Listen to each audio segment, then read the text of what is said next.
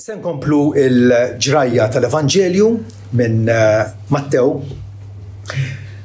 Marru biex jarrestaw il-Ġesu fl-ort tal-Getsemani u Mattew kompli jgħidek. Issa, dawk li arrestaw lil-Ġesu ħaduh lem għand Kajfa, is-sommu saċerdot fejn inġabru l-iskribi u l-anzjani. U Pietru kien qed isegwih mill-bogħod sal-bitħa tas-sommu saċerdot u daħal ġewwa u intasab bil-qiegħda mas-servi biex jara tmiem. Issa is-saċerdoti ewlenin u s-Sanedrin kollu baqgħu jfittxu testimonjanza falsa kontra Ġesu ħalli jiġġustizzjawh, ħalli joqtluh. Frattant ma sabux avvolja resqu ħafna xhieda folot. Imma finalment resqu tnejn u qalu dan qal kapaċi niddistruġġi t-Tempju tal-Alla u fi 3 ijiem nerġa' nibnieh. U s-sommu saċerdot qam u qallu xejn ma twieġeb. X'inhu dan li dawn qed jiġdu kontra tiegħek? Imma Ġesu baqa' sieket. U s-sommu saċerdot qallu aħlifli balla l-ħaj. Ejdilna jekk intix il-Kristu bin Alla. Ġesu qallu inti nnifsek qedta. Madankollu ngħidilkom minn issa l-qudiem għad taraw lil il-bniedem bil-qiegħda fuq l-eminija tas-seta u ġej fuq is-sħab tas-sema. Imbagħad is-sommu saċerdot ċarrat lill-biesi tiegħu u qal da xi bżonn għandna iżjed ta' xhieda. Araw, issa smajtuha id-da'wa tiegħu. X'idrilkom? U huma wieġbu billi qalu ħaqqu l-mewt. Imbagħad besqulu f'wiċċu u tawh bil-ponn. U oħrajn tawh bil-ħarta u qalu obsrilna Kristu. Minnu dak li laqtek?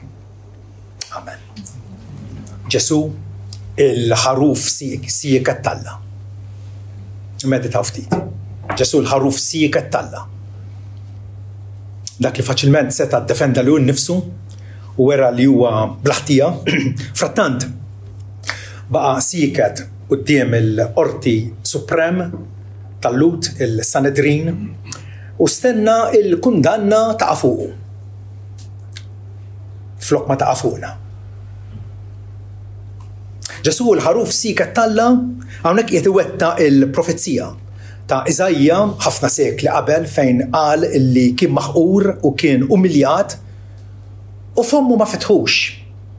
Bħal ħaruf meħu tal-qatla bħal naġa li titbikkem quddiem min iġizza, ekku ma fetaħx fommu.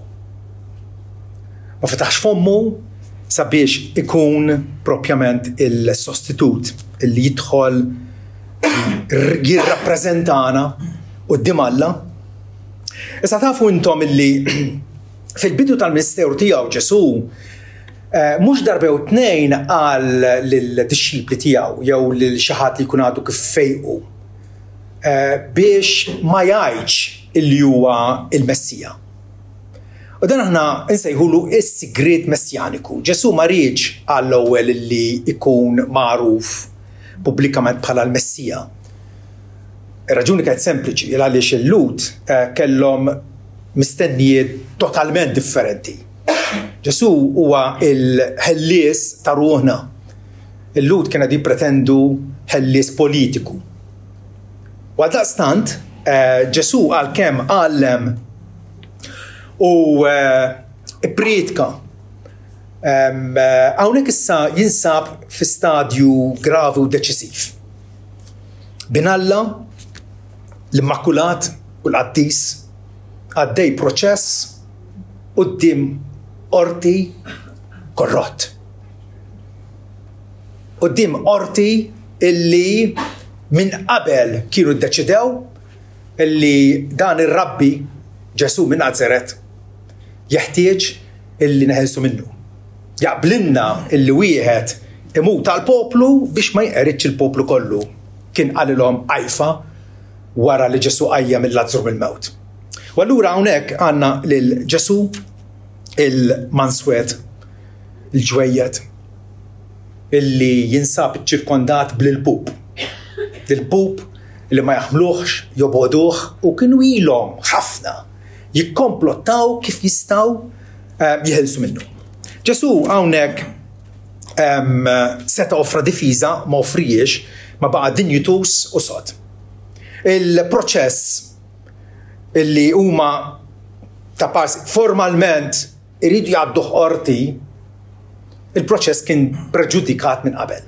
Ġifieri qabel ma bdew jisimgħu x-xhieda huma diġà kienu ddeċidew illi jiġri x'jiġri u jingħad x'ingħad għall-mewt. Okay? U allura l-eżitu kienu jafuh il-qorti l-inġustizzja li saret fija kienet waħda estrema. Biss il-proċess sar bil-lejl meta kienet ħaġa kontra l-liġi. Imma kollox klandestin, kollox ejja ħammorru ħalli dak li għandna nagħmluh. U ovvjament ma kollhomx każ. Kellhom jeqdew b'xhieda giddieba, xhieda li bdew jaqlaw minn żniedhom, bdew jivvintaw affarijiet. Ovvjament il-kawża kienet waħda inġusta, waħda vergonjuża, waħda ta' għajb, ta' mistħija, illi dawn in-nies reliġjużi illi jippretendu illi kienu rappreżentanti tal-Alla f'Iżrael qegħdin jgħaddu qorti lil bina Alla nnifsu. Ġesu kif għattilkom huwa l-Immakulat, l-Impeccabbli, il-Qaddis li dwaru Alla darbtejn kemm fil-Mamudija u fit-Trasfigurazzjoni bleħen li jinstema' għal dan huwa bni il-maħbub li fih ruħi titaxxaq. U ironikament il-qorti iddeċida illi dan mhux tal-li ma jaxxaqniex, tal-li qiegħed idejjaqna u rridu allura nħilsu minnu. L-evidenza illi ingħatat fil-qorti hija evidenza ta' ipokrizija, ta' perversità. Meta ngħidu perversità ġifieri x'kapaċi jagħmel bniedem biex jesprimi l-ħażen tiegħu. Bil-għata ta' reliġjożità, però qegħdin determinati illi iwettqu l-reat il qatt taħt il-kappa tax-xemx. Il-ħażen tal-umanità naraw hawnhekk id-distillat kif trattaw lil binalla. Lesti li jikkondannawh mingħajr evidenza, l-aktar li setgħu jagħmlu jawġulu kliem u li ovvjament tattika baxxa nieħdu għalina aħna meta jiena nkun qed xi ħaġa mbagħad nisma' lil ċikku l-poplu idawwarili għall-fini tiegħu u x'vera jew jikkwotana ħażin. Ma dik hija tattika brikkuna, tnejn minnhom resqu qalu dan qal kapaċi niddistruġġi t-tempju tal-Alla u fi 3 ijiem nerġa' nibnieh. U weħlu ma' din. Attwalment Ġesu qal iddistruġġu intom ġifieri, iddistruġġu dat-tempju u wara 3 ijiem nerġa' nqajmu dak li qal. Xi ħaġa totalment differenti, ma kif għawġu ilu, ovvjament hawnhekk naraw il-ħidma klandestina ta' dak li Ġesu jsejjaħlu l-giddieb u l-qattiel. Satana nnifsu, illi l-verità ma jaħmiliex, il-verità jiġġieled kontra tagħha u jara kif jimmanipula l-verità għal finijiet tiegħu. Xi ħaġa li ilha ssir tafu intom mill-ġnien tal-Eden.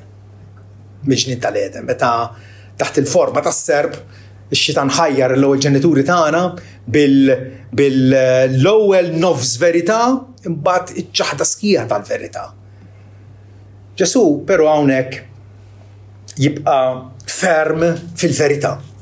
Imqar meta kienet preżentata fals. Sa Luteru fost oħrajn jgħid aħna rridu paċi jekk possibbli u l-verità kosta kollox.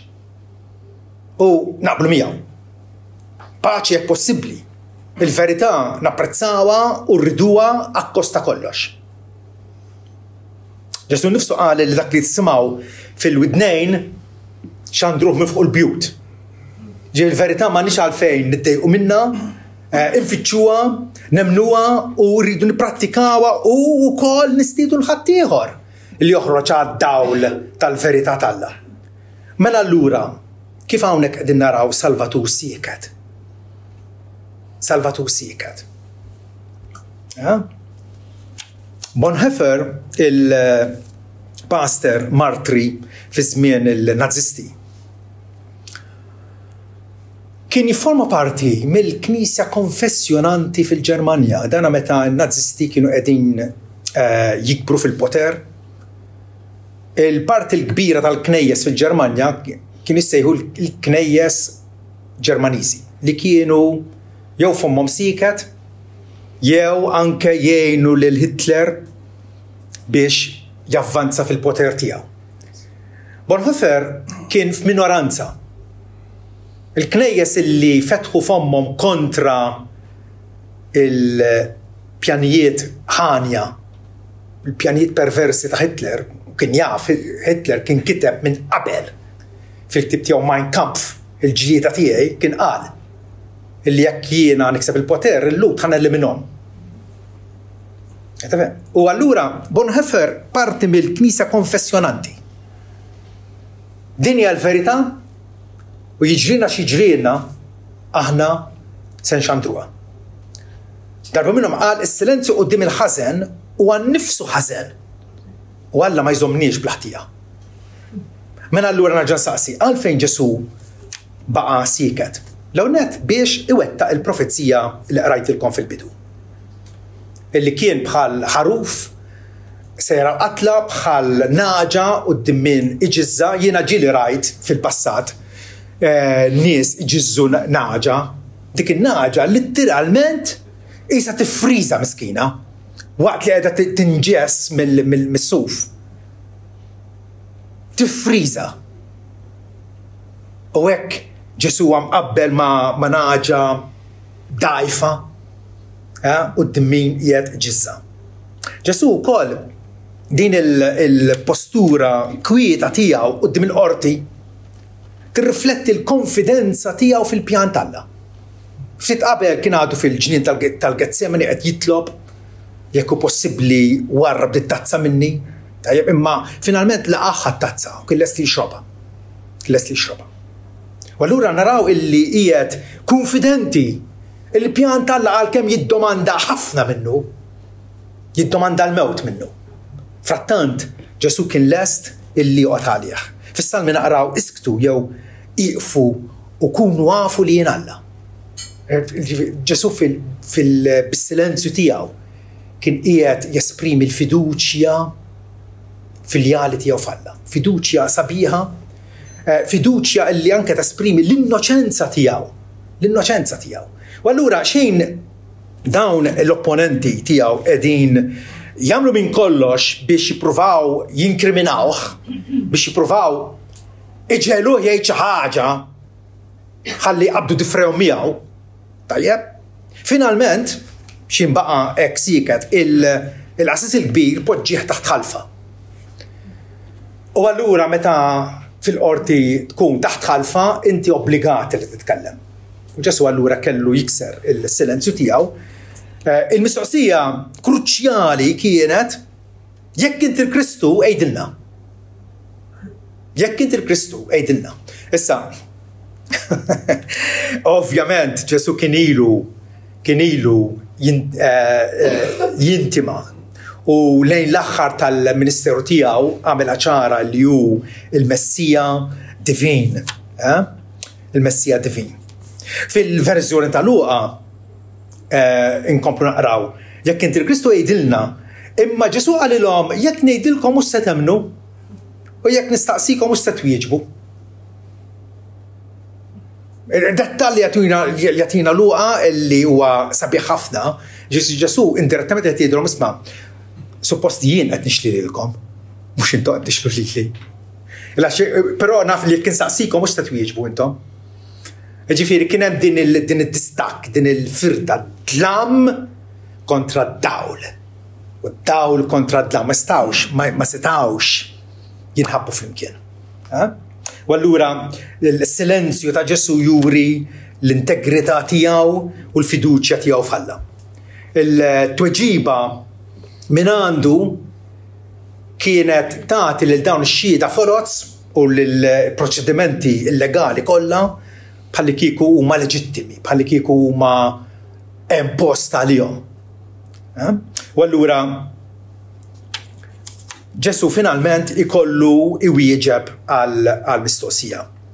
Aħlifli binalla l-ħaj, aħlifli balla l-ħaj ejdilna jekk intix il-Kristu binalla. U hawnhekk Ġesu jagħmel id-dikjarazzjoni tad-divinità tiegħu.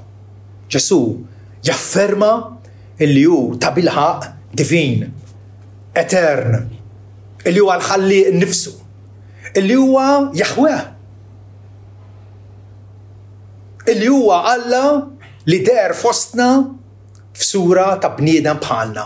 Il-misteru tal-inkarnazzjoni ġvera. Assis il-kbir qiegħdu taħt ħalfa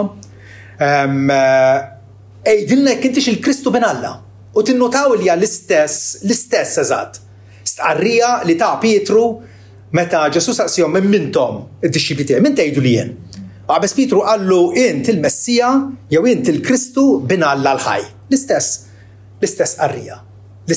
U Ġesu birku dakinhar u qallu li fuq din il-blata ġifieri fuq l-istqarrija tal-fidi tiegħek jiena se nibni il-Knisja tiegħi. Il-Knisja ta' Ġesu Kristu, il-Knisja ġenwina ta' Ġesu Kristu tingħaraf il għaliex tħaddan u tipproklama mingħajr ħabi u bla riserva illi Ġesu ta' Nazaret huwa Alla nnifsu. Alla wieħed il-Missier liben u l-Ispiritu Santu liben fil-milja ta' żmien battalu nnifsu u nstab fostna bħala għaddej. U Ġesu iwieġeb din il-mistoqsija u jgħidlu lil-Qassis il-Kbir inti nnifsek qiegħda, ġifieri ekku jien il-Messija bin Alla l-ħaj. Ġien ismajtu xi Mawmettan jew xi xhieda ta' Ġehovah jgħidu, imma Ġesu qatt ma qal jien Alla. Ġien smajtuha?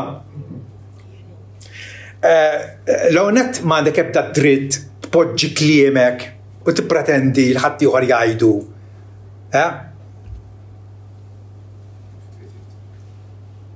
Nista' ngħid Shakespeare qatt ma qal I'm British. Tifhem, imma kien. Imma xorta waħda l-evidenza favur il-fatt li Ġesu regolarment stqar divinità tiegħu meta darba fejja wieħed marit u fej u nhar ta' Sibt meta suppost ma taħdimx nhar ta' Sibt skont il-liġi ludija ġvera. U illu tippersegwitaw il-Ġesu għax kien qed jagħmel dal-ħwejjeġ nhar ta' Sibt. Qed juri l-ħniena tiegħu 7 ijiem fil-ġimgħa. Mhux 6 ijiem fil-ġimgħa, 7 ijiem fil-ġimgħa. Kontinwament.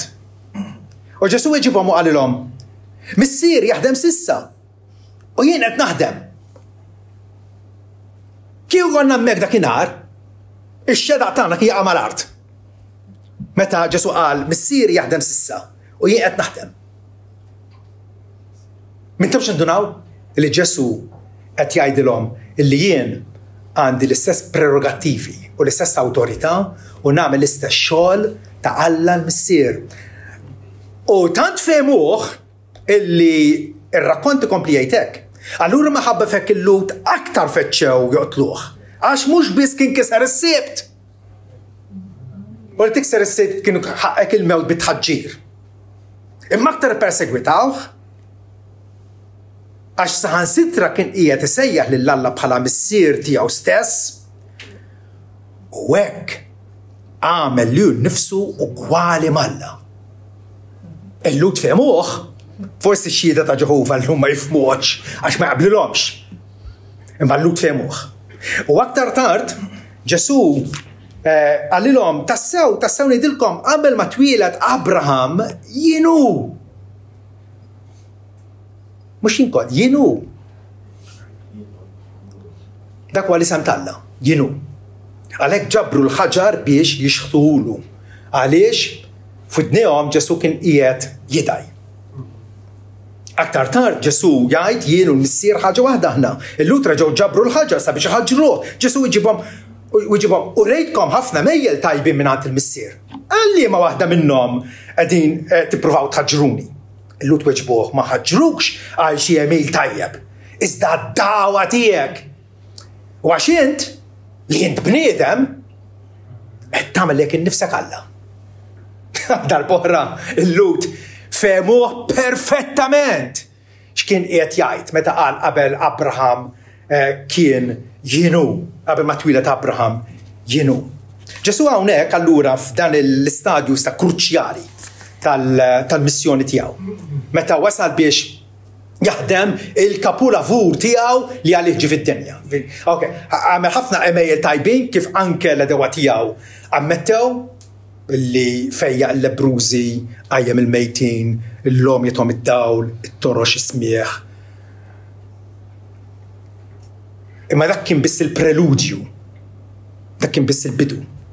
Il-kapulavur ta' Ġesu huwa illi ħadem il-fidwa tagħna fuq is-salib. U allura inti l-Kristu, ġifi inti dak illi Alla permezz tal-profeti mill-antik kien ilu jwedna illi xi darbat jibat il-Messija, għat jibat il-Messija, l-unzjonat tiegħu, il għaliex kif ilu deskritt l-unzjonat ta' Alla fit-Testament il-Qadim huwa deskritt bħala Alla nnifsu.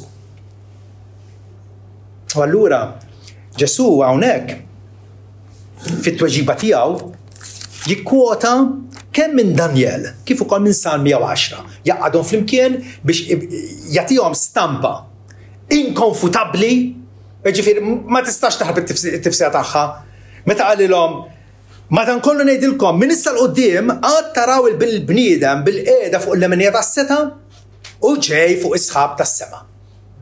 Qed jgħidilhom illi hu realment u letteralment Alla nnifsu għaliex l-ewwel qed tikkwota Salm 110 fejn jgħid is-Sid qal lil Sidi David qed jikteb. Is-Sid qal lil Sidi mela hemm iktar minn persuna waħda f'Alla vera. Nafu l-Missier, l-Iben u l-Ispiritu Santu. Is-Sid Jahwe ġifieri qal lil Sidi Adonai tiegħi. L-isem Adonai huwa miet ta' drabi użat għal l-uniku Alla ħaj u veru. Mela Ġesu qed jgħid jien Adonai li dwari kiteb David. U jikkwota wkoll minn Daniel kapitlu 7 fejn jgħid taraw il-bniedem ġej fuq is-sħab tas-sema. Avveniment li għad jiġru ġvera. Fl-aħħar jum meta Ġesu jirritorna biex jagħlaq l-istorja umana fuq l-art. Daniel rad il-viżjoni f'Daniel 7. Bqajt inħares fid-der tal-lejl qed jgħid. U ara ma sħab tas-sema kien ġej wieħed bħal bin il-bniedem. U resaq lej xieħ fil-jiem u resquh qudiemu u lilu kienet mogħtija ħakma u glorja u saltna biex il-popli kollha ġnus u nies ta' kull il-sien jaqduh. Il-ħakma tiegħu ħakma eterna li ma tgħaddix u s-saltna tiegħu li ma tinqeridx. Minu dan li għandu din is-saltna li ma tinqeridx? Mhux Alla nnifsu. Alla nnifsu. U allura Ġesu hawnhekk b'mod dirett mingħajr ħabi, mingħajr eżitazzjoni jgħid illi huwa Alla nnifsu. Imma ippruvaw immaġinaw x'xena intom. Ġesu quddiem is-Sanedrin kien sempliċi bniedem. Sa ftit qabel kien jaħdem fil-workshop ma' Giuseppe, jagħmel l-amara. Vera? U issa qiegħed jgħid illi huwa Alla nnifsu. C.S. Lewis jgħid hekk, bniedem li huwa sempliċi bniedem u jgħid l-ħwejjeġ li Ġesu qal ma jkunx għalliem morali kbir, għax ħafna nies jgħidu ma Ġesu għallem ħafna affarijiet sbieħ, imma mbagħad ma jaċċettawx li huwa Alla nnifsu. Ħadd tifhem? U C.S. Lewis qed jgħid ma tafux intom tajdu. Ġesu jew huwa Alla nnifsu li għallem il-verità. Għanna ġan aħjilkom. Bniedem huwa sempliċi bniedem u jgħid il-ħwejx għal Ġesu ma jkunx għalliem morali kbir, ikun miġnun Jew inkella x-xitan tal-infern jgħid. Trid tagħmel l-għażla tiegħek, jgħidilna. U din hija waħda mill-veritajiet kbar illi tifret min hu Kristjan u min mhux, min hu fis-salta talla u min mhux. Aħna nilmu xi ħaġa illi għal-raġuni għall-intelligenza umana hija inkredibbli. Hija l-lim mill-fehma tagħna. Kif jista' jkun Alla l-infinit jidher fostna f'sura ta' bniedem. Ovvjament il-Assis il-Kbir kif sema hekk. ċarrat lill-biesi tiegħu qal qiegħed joffendi, qiegħed jinsulta lil Alla. Għaliex? Għax kien qed jagħmel lil nnifsu daqs Alla. Hija l-agħar ħaġa. Meta wieħed mill-anġli sbieħ u qawwija Alla prova jagħmel hekk u qal jiena rrid inkun daqs Alla, tkeċċa mill-ġenna. Luċifru, ix-xitan. Hija l-agħar dgħawa illi inti tippretendi illi għandek l-istess dinjità u l-istess natura t'Alla. Ma Ġesu hekk għamel. U ċarrat il-biesi tiegħu mossa simbolika ta' espressjoni ta' dieqa kbira. Kemm il-darba ntaqgħu magħha fl-iskrittura. Pereżempju Ruben meta mar fittex lil ħu Ġuseppi fil-bir fejn tefgħu ħutu. U ma sabux, iddispjaċieħu ċarrat il-biesu. Xi ħaġa li hawnhekk bl-ikbar ipokrezija ta' parsi dan l-Assis il-Kbir iddispjaċieħ għal-mewt tal-li sema d-dawa. Imma dak li jixtieq biex issa jkollu raġuni għalfejn jaqtaħkielu għal-mewt. Dan huwa qorti kif għattilkom kollu reċtar. Da parti tal-Assassin il-Kbar, l-iskribi, kollha maqudin aqoċċa kontra tiegħu, mhux vera. Din hija l-qalb tal-bniedem midneb. X'tippretendi mill-bniedem midneb imdallam u pervers. Illi jisma' l-verità u l-interpretazzjoni tiegħu hija l-kontra tal-verità. Il-pena preskritta għadda, għal meta tinsulta l-isem t'Alla fil-liġi Możajika kienet mewt bit-tħaġġir. Illi iħaġġruk għax tkun offendejt lill-Alla. Levitiku per eżempju jgħidilna li min jidej bisem il-mulej jagħtuh il-mewt u tħaġġru l-miġema kollha kemm il-barranin, kemm il-pajżan tal-li jidaj bisem il-mulej jagħtuh il-mewt. Il-problema kienet illi l-Lut fi żmien Ġesu ma setgħu jiġġustizzjaw il-ħadd għaliex kienu taħt il-ħakma Rumana. Ma setgħux. Tifhem? Kien hemm każijiet meta bir-rabja bil-ġen tagħhom istifnu pereżempju ħaġruh, qed tifhem, dik kienet il-furja tagħhom dakinhar. Ma bil-liġi ma setgħu jagħtu l-pina kapitali lil ħadd għaliex kien hemm il-qorti Ruman. Kien hemm il-gvernatur Ponzju Pilatu illi ried ikun biex jaqtaħkielu għal-mewt. U għalhekk aktar tard se narawh illi mis-Sanedrin għalkemm kien il-qorti suprema tal-Lut ma kienx biżżejjed biex joqtluh, riedu joħduh ukoll għand Pilatu. Meta kien għand Pilatu fi Ġwanni 18 naqraw. Pilatu għalilhom ħudu intom infuskom u ġġudikaw skont il-liġi tagħkom għalilhom. Prova jfarfar għax kien jaf li Ġesu innoċenti. Kien jaf. Ħudu intom u ġġudikaw skont il-liġi tagħkom. Lut qalulu għalina mu leċitu noqtu l-ħadd. Sabiex kun mwettqa kelmet Ġesu li kien qal li bija indika bliema tip ta' mewt kellu jmut. Ġesu qabel kien qal illi meta bin il-bniedem ikun merfuħ il-fuq imbagħad jiġbed il-kulħadd lejh. Ġesu kien qal bliema mewt kelli jkun kemm il-darba pruvaw ħaġruh, kemm il-darba pruvaw iwadbuh minn fuq is-siesa għal isfel. Imma Ġesu kien qal bil-bniedem irid tkun moll lil fuq. Palma Mosè olla serb fid-deżert Ek jeħtieġ jitgħolla bil-bniedem. U allura iva, il-Lut baqgħu jinsistu illi aħna ma nistgħux noqtluh għax kieku jiena li qtilnieh. Tifhem? Int trid tiġġudika għall-mewt. U dik twettqet il-kelma ta' Ġesu. Int taraw li kollox jiffittja. Għandek il-ħażen tal-bniedem li qed iwettaq lan sovran tal-Alla. Li Alla jaqbad il-ħmieġ u joħroġ xi ħaġa sabiħa minnu. Jaqbad id-dlam u joħroġ id-dawl minnu. Alla biss kapaċi jagħmilha din. Palma fil-bidu qal ħajkun id-dawl u d-dawl kien. Alla li jinqeda b'dawn in-nies korrotti biex il-libnu ikun ikkondannat. U għalhekk allura naraw il-roftiment tar-re. Il-roftiment tar-re. Ir-re, is-sultan ta' Slaten huwa miċħud, huwa irroftat. Vers 66, xidrilkom. Huma wieġbu bil-qalu ħaqqu l-mewt. Imbagħad bes qulu f'wiċċu taħ bil-pon u oħrajn taħ bil-ħarta. Baqgħu jumiljawh. Ġesu l-ġwejjed u ġvera. Joqgħod għall-insulti u t-tajjir u l-ħbit ta' dawn in-nies illi urew il-profanità tagħhom. Minn barra kienu nies reġjużi.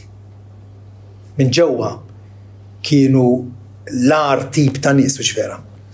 Ġesu seta' sparpaljhom, seta' xerridhom, però għal dik l-umiljazzjoni għax ried jixtri l-libertà tagħna bl-umiljazzjoni u l-mewt tiegħu. Għalhekk il-Bibja tinkoraġġina u tgħidilna iffissaw ħarsitkom lejn Ġesu.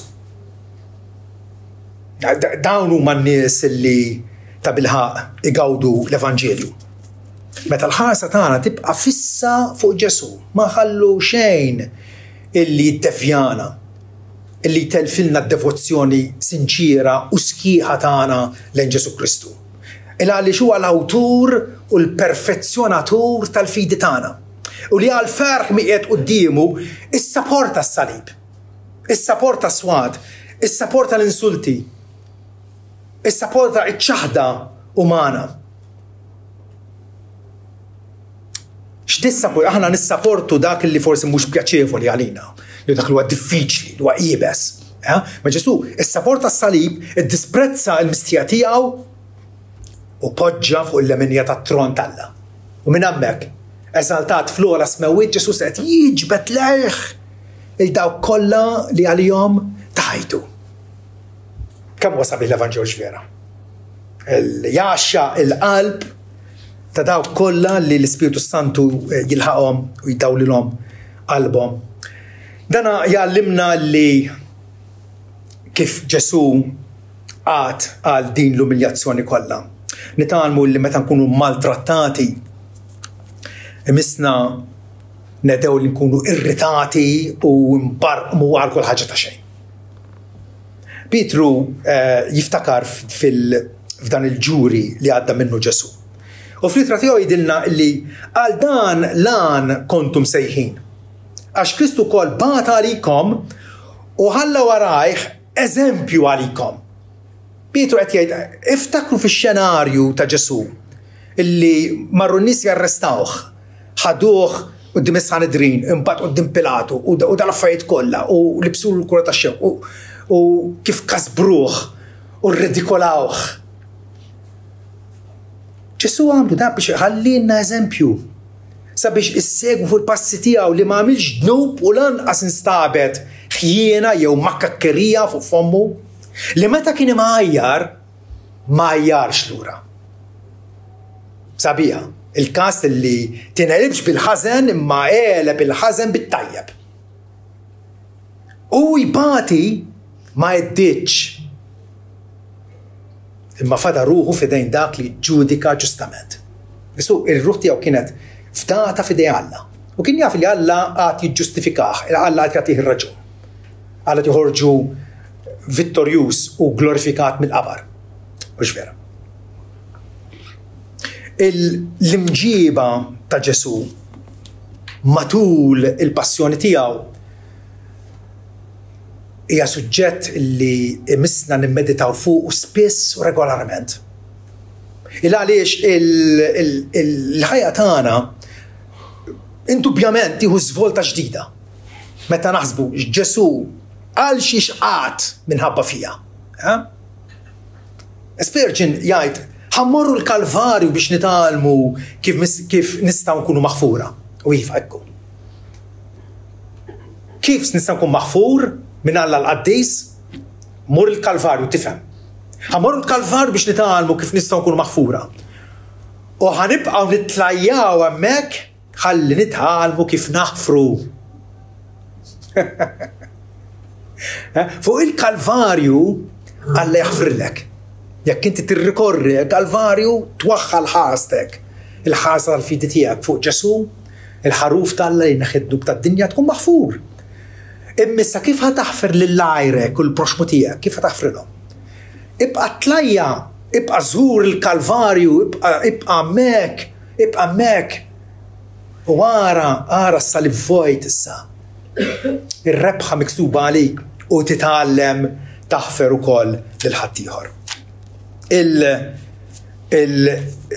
Dawn in-nies li bdew jagħtħu bil-pon u xi wħud minnhom ukoll qalulu obsrinna Kristu. Minu dak li laqtek? Evanġelisti oħra jgħidulna li għamduh poġġewlu għamat quddiem għajnejh u bdew jirridikolaw b'dan il-mod. Din hija l-mistennija tad-dinja. Xi pretendi d-dinja minn Kristu? Il-pretenzjoni tagħha hija fqira ħafna u inadekwata. L-aktar illi Ġesu jiddevertihom. Vera?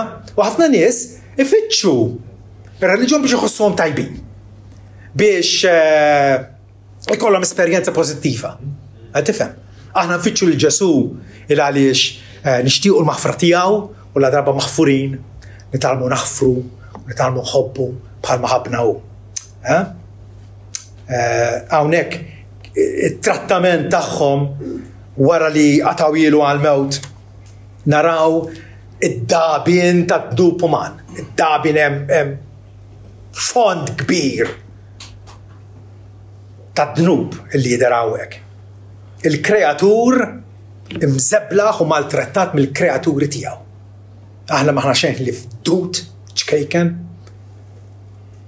u nissukraw illi nimmaltrattaw, ma dak huwa dnub. Dak huwa dnub. Ma jagħmel sens, huwa ġenn. Id-dnub jagħmilna. Li kieku mhux hekk, li kieku id-dnub ma jagħmilniex, kull fejn jixtanda l-Evanġelju is-semmija jilqaq mill-ewwel l-Evanġelju. U jħadnuh u jgħidu wow dak li dak li kont qed nistenna. Kemm domt ma ġejt biex tgħidli. Imma x'jiġri fir-realtà? In-nies jisimgħu l-Evanġelju u jirridikolawh u jwarbuh u jarmuh. Juru huma d-dlam. Il-bnedmin ħabbew id-dlam aktarx mit-tawl. Imma għaliex jarmu u jwarbu il-rimedju divin għal ruħhom? Għaliex? Ġwanni jgħidilna għax l-emel tagħhom kienu ħsiena. Il-bniedem jippreferi dnub, jippreferi jibqa' ribell kontra Alla li ħalqu milli jkun rikonċiljat miegħu. Pawli jgħid aħna nxandru erf li ebda wieħed mill-ħakkiema ta' żmien ma fehem. Għax kieku femuh ma kinux isalbu l-sit tal-glorja. Kieku femuh li Ġesu, kieku rawh kif minuta sew u kif qal u stqarru direttament jien il-Kristu b'na Alla ħaj. Ma kinux isalbuh. Il-fatt li salbuh ifisser illi il-moħħ u l-qalb tagħhom kienet imdalma. John Stott, awtur Anglikan, jgħid qabel ma naraw is-salib bħala xi ħaġa magħmula għalina, rridu narawh bħala xi ħaġa magħmula minna. Tifhmu għadin? Is-salib huwa xi ħaġa magħmula għalina biex aħna nkun nistgħu ninħelsu mill-piena u l-kastik u l-ħakma tad-dnub. Imma s-salib aħna minnieh. aħna batnieh fuq il-Kalvarju Ġesu. Is-salib huwa xi ħaġa magħmula minna. Ma din hija l-esebizzjoni tremenda tal-imħabba tal-Alla. Fejn Pietru jgħidilna li Ġesu nnifsu refa' dnubietna f'ġismu fuq is-siġra biex aħna mejtin għad-dnub ngħixu ħajja ġusta. Bil-ġrieħi tiegħu intom kontu mfejja. Għax darba kontu bħal naċ mitlufa, kulħadd sejra għal tritu. Imma l-mulej tefa' fuqu il-ħażin tagħna l-koll. Issa ninsabu irritornati lejn ir-raj u l-assis ta' ruħna. Interessanti kif Pietru hawnhekk jgħid. Ġesu innifsu refa' dnubietna f'ġismu fuq is-siġra. Għaliex mhux fuq is-salib? Fuq is-siġra. Il għaliex fit-Testament il-Qadim kien miktub li kull min ikun imdendel ma' siġra huwa misħud. Pietru jgħidilna li meta Ġesu hawnhekk huwa s-sentenza tal-mewt u ftit waħda naraw mislub, Ġesu refa' s-saħħa tiegħi. Id-dnub is-saħtjani quddiem Alla. Ġesu refa' s-saħħa tiegħi. Waħda mill-għanjiet tagħna tajt niftaħar bih biss. Il-ħaruf li miet se nibqa' taħt id-del tas-salib. Niftaħar bih biss il-ħaruf li miet. Bekk għamilni Malla ħabib. Bekk għamilni Malla ħabib. Intom qegħdin tisimgħuni nasab ħadd mu kapaċi llum jgħid il-Vanġelu diffiċli wisq. Ma nistax nifmu. Le.